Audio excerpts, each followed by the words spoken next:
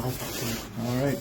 So, based po doon sa mga nakita natin doon sa may x-ray po natin, yung kanyang vertebra or lumbar vertebra po, ito nasa may likod po niya dito, is mas lalo pong lumaki yung distance niya po sa isa't isa na pwede pong nag-severe po ang kanyang spinal cord po doon.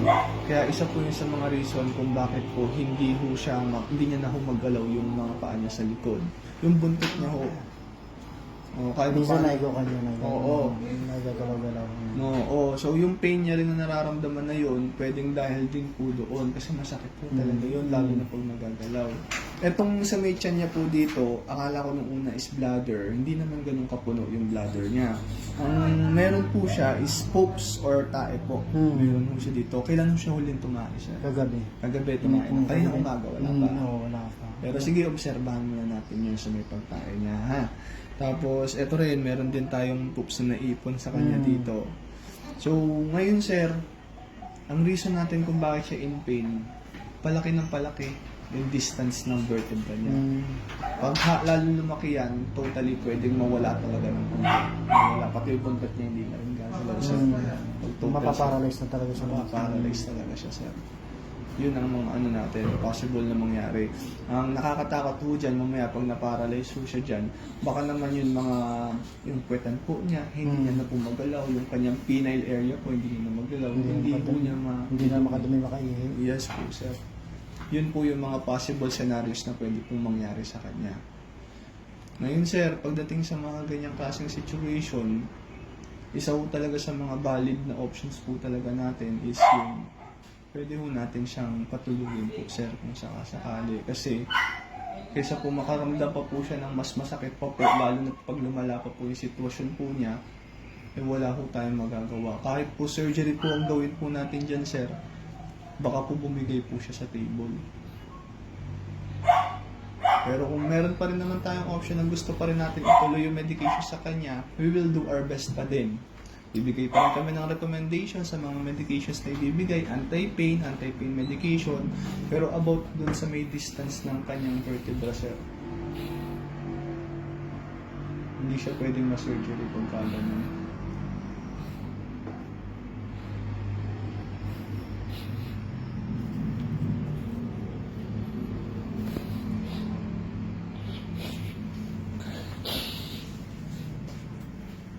Yung tissue natin.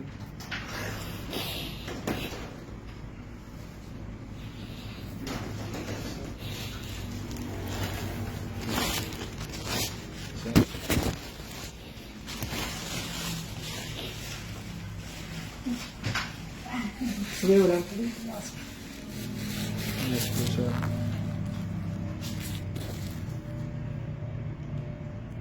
Kasi hindi po siya magaganahan po ng antibiotics, sir, kasi hindi po siya infection. Surgery po, sir, bata pa po siya, tapos sobrang severe na po ng surgery niya. Ang nipis pa po ng kanyang mga buto. Pwede pong mag-crack po yan doon. Supplements po, more likely ba kayo ibinigay na supplements na una is more on calcium. Hindi po agad-agaran po yun. It will take time po before po talaga mag-ano yan. Pero kung titingnan po natin yung sa genes niya na pagka-incest po, isa po yun sa mga major problem po natin.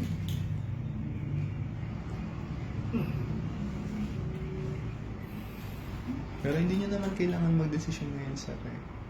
Yan, makapansin naman natin, kalmado naman siya ngayon eh. Nakakatulog naman siya ng maayos. Kung gusto nyo pa rin pong ituloy muna, medication tayo sa kanya. Pwede naman, sir.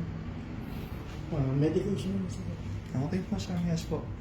Mas maganda, sir, kung baka sakaling makuha nyo muna yung previous medication para at least hindi natin maulit-ulit yung medications na ibinibigay sa kanya. Baka may picture kayo, baka may makontak po kayo. Alam ko kasi naka-post talaga sa kanal niya, naka-post sa page namin. Kaya hindi ko lang talaga ma-open dahil wala ako signal. I-connect ko kayo sa wifi, sir. Sige po. Subukan natin, sir. Sige po, salamat.